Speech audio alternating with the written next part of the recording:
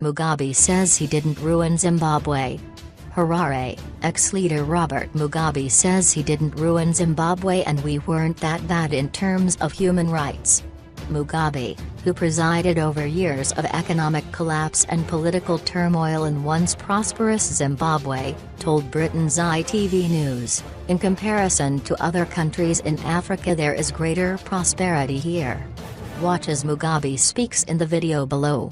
"People have their land, they won't starve in this country, which in other countries happens," the 94-year-old said earlier this week as he made his first comments to the international press since he was persuaded to step down in November.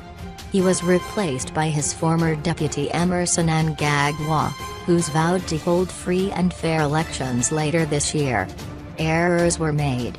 Mugabe admitted that errors were made under his government with regards to not safeguarding human rights. "That's a very difficult area. I agree we offended with regard to that area in relation to how we handled the opposition, the violence," he said at his mansion in Harare. But he added, "We weren't that bad in comparison to other countries."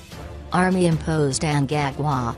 Mugabe's claim that he was forced to resign won't please the new government, which has tried to avoid the events of November being labeled a coup. Mugabe said Mnangagwa had been imposed by the army. But he said Mnangagwa's promise of free and fair elections was a good start. "A promise is not the reality. It's just a promise. Fine if he's promising, at least it's a good start and I'm prepared to join him in making the process, the promise, a reality," Mugabe said.